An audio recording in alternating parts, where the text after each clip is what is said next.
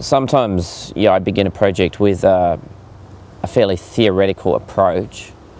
In the case of The Arrival,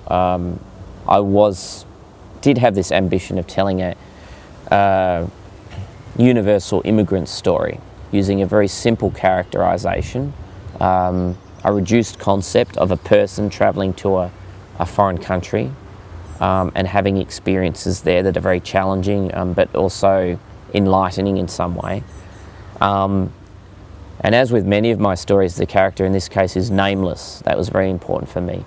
A nameless character without a specific identity, not strong characterization, but something that is a vehicle in which the reader invests, so it becomes a character that represents the reader to some extent.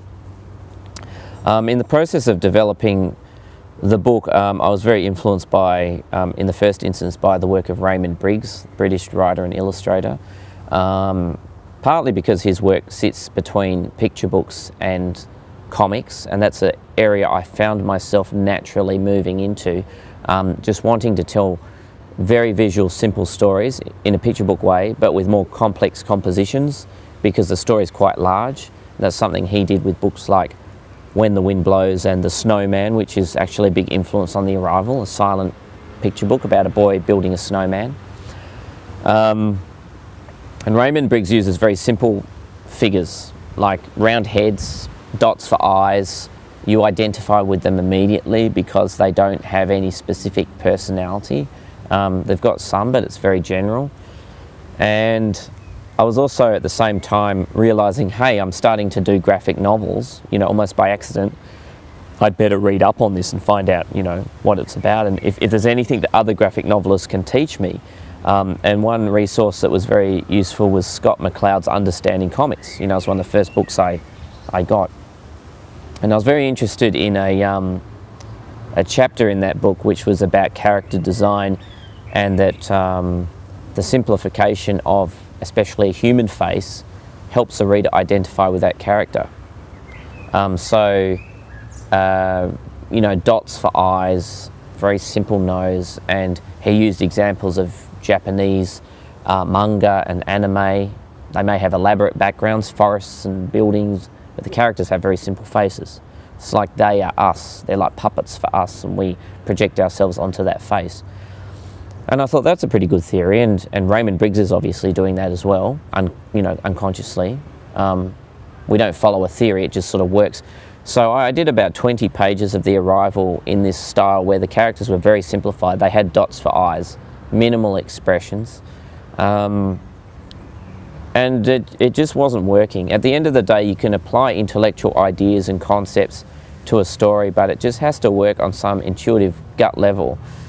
And every time I looked at my pictures, I thought, well, yeah, they're clever and they make sense, and I'm identifying with this character, but it just doesn't feel real. And I realised that the problem was maybe that it was set in such a parallel universe, a fantasy world in some ways, where there's dogs and trees and houses, but none of those things are as we see here. They're slightly different, as if from another culture. The reader already identifies with the human character because everything else is so strange. So it made me realise that maybe you could draw this character very realistically, as if he is a real person, and the reader would still identify with them. And after all, this happens in film a lot, People still look identifiable as a very specific character, yet we're able to empathise with them and follow them. So I started to question this notion of the simplified face that you see in so many, comics, from Raymond Briggs to Art Spiegelman and so on, simplified facial forms. And actually, no, I'm going to make a very specific photorealistic character, and part of the motivation too was wanting to draw the whole world very realistically, almost as that realism would be a counterpoint to the surrealism, and make the surrealism more acceptable, because I didn't want to draw attention to the fact that it was so imaginary.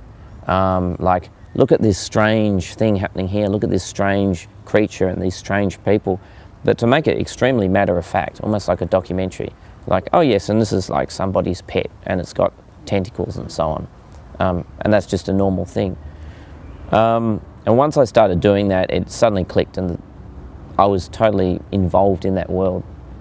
But you know, I had to go through all these formal experiments before I could get to the point of realizing something that to a reader must seem quite obvious, but certainly wasn't to me as an artist. That is, that this book should look like an old photo album with realistic, almost photorealistic drawings of people doing various activities.